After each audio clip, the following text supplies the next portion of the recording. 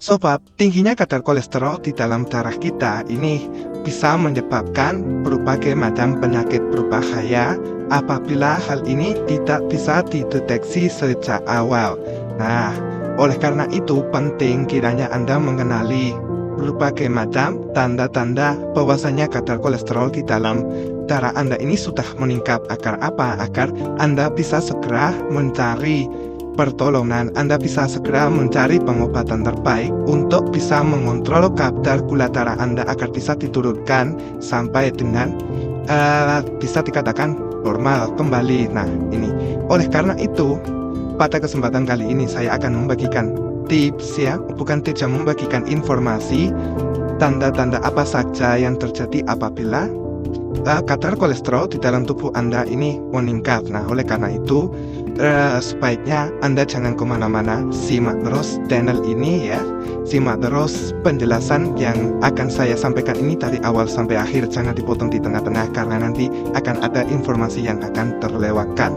Oke, yang pertama, apabila kadar kolesterol Anda ini meningkat, ini keluhan yang paling sering terjadi yaitu nyeri kepala bagian belakang atau di sekitar tengkuk ini. Nah, mungkin Anda pernah lakukan, yaitu tanda dari darah tinggi. Mungkin boleh jadi ini adalah Anda sedang mengalami darah tinggi, namun tidak jarang, seringkali saya temui di tempat praktek ya. Jadi ketika saya periksa, saya tensi, nah ternyata tekanan darahnya normal. Nah, oleh karena itu sering ketika itu saya sarankan kepada pasien, gimana kalau kita cek kadar kolesterol. Nah, ketika saya cek kadar kolesterol, benar ternyata kadar kolesterolnya sedang tinggi. Nah, jadi cara apa? Untuk apa ya, menandai bahwasanya keluhan ini bukan sakit kepala biasa. Ini biasanya setelah Anda minum obat pereda nyeri atau obat paracetamol, biasanya nyeri kepala ini tidak berkurang. Nah, kemudian Anda juga tidak memiliki riwayat hipertensi, sebelumnya keluarga Anda tidak ada riwayat hipertensi. Nah, Anda sebaiknya apabila memiliki keluhan nyeri kepala, ya nyeri kepala bagian belakang atau tengkuk yang dalam waktu 1x24 jam tidak berkurang, kemudian saat tidur ini buat tidur ini leher Anda ditaruh di bantal rasanya tidak nyaman, sebaiknya Anda segera periksa ke dokter. Nah, ini bisa jadi adalah salah satu pertanda kolesterol di dalam darah Anda sedang meningkat. Yang nomor 2, ini kepala pusing berputar. Nah, ini seringkali orang mengatakan ini gejala vertigo. Nah, namun pada beberapa pasien atau tidak jarang pula saya temui ini pada pasien-pasien yang usianya di atas 40 tahun ke atas. Ini saya lakukan pemeriksaan kolesterol ini juga kadang disertai dengan peningkatan kadar kolesterol. Nah, biasanya mereka ini sudah mendapatkan pengobatan vertigo atau kadang juga sudah mendapatkan pengobatan hipertensi apabila pusing berputar ini juga disertai hipertensi. Namun ketika sudah mendapatkan obat-obat ini ternyata pusingnya ini belum juga membaik. Nah, apabila Anda mengalami hal seperti itu, ada baiknya Anda minta kepada dokter untuk dilakukan pemeriksaan kadar kolesterol.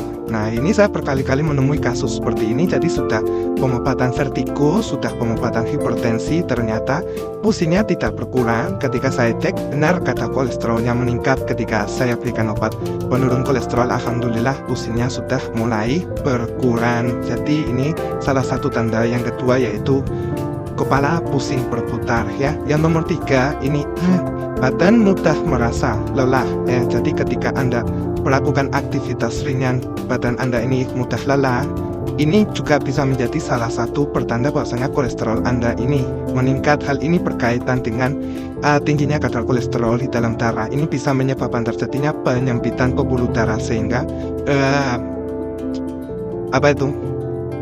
aliran darah yang mengangkut oksigen ya, darah yang mengangkut oksigen ini alirannya tidak lancar sehingga oksigenasi ke tingkat sel ini mengalami penurunan. Akibatnya apa? Akibatnya badan Anda ini akan mengalami kelelahan padahal hanya melakukan aktivitas yang ringan saja.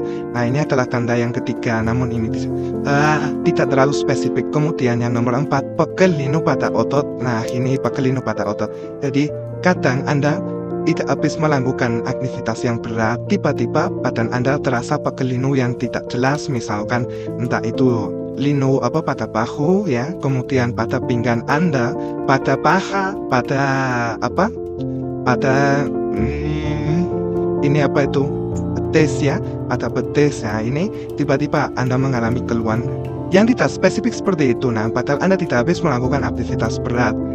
Nah, kemudian sudah Anda kasih obat pereda nyeri dalam waktu 2-3 hari, ternyata tidak terjadi perubahan, tetap mengalami paku linu. Jadi obat diminum 2-3 jam enak, enteng, pengaruh obat habis, linu masih kumat lagi. Nah, pada saat Anda mengalami keluhan seperti ini, sebaiknya Anda juga harus segera pergi ke dokter, minta cek kadar kolesterol. Biasanya kadar kolesterol Anda bila mengalami keluhan seperti ini, kolesterolnya biasanya mengalami peningkatan. Yang nomor 5, ini nyeri pada bagian dada. Nah, ini kalau sudah mengalami nyeri pada bagian dada, ini Anda juga harus waspada. Apabila Anda sebelumnya sudah memiliki riwayat kolesterol tinggi, kemudian memiliki riwayat hipertensi, kemudian ada nyeri pada bagian dada, ini Anda harus segera periksa ke dokter. Karena apa? Hal ini biasanya berkaitan dengan penyempitan pembuluh darah yang terjadi pada jantung, yang menyebabkan munculnya keluhan nyeri pada bagian dada. Dan ini biasanya berkaitan dengan peningkatan kadar kolesterol di dalam darah Anda. Nah, oleh karena itu, bila ada nyeri di bagian dada, khususnya di sebelah kiri ya, sebelah kiri kemudian tembus ke belakang, kadang juga menjalar ke leher atau menjalar ke lengan sebelah kiri Anda, saya sarankan segera periksa ke dokter ya. Syukur-syukur kalau langsung periksa ke dokter spesialis jantung, biar sekalian diperiksa apakah jantung Anda sudah mengalami masalah atau tidak. Selain itu juga penting Anda melakukan pemeriksaan kadar kolesterol. Mungkin saja saat itu kadar kolesterol Anda sedang baik. Nah, kemudian yang nomor 6, ini adalah nyeri pada telapak kaki. Nah, ini jadi bagi Anda yang saat ini sedang mengalami keluhan seperti ini, jadi biasanya pada saat Anda bangun tidur ya, seringkali pada saat bangun tidur ini kaki ini tidak bisa langsung dibuat untuk berdiri. Jadi Anda harus nunggu dulu sekitar 5 menit, kemudian Anda baru berdiri.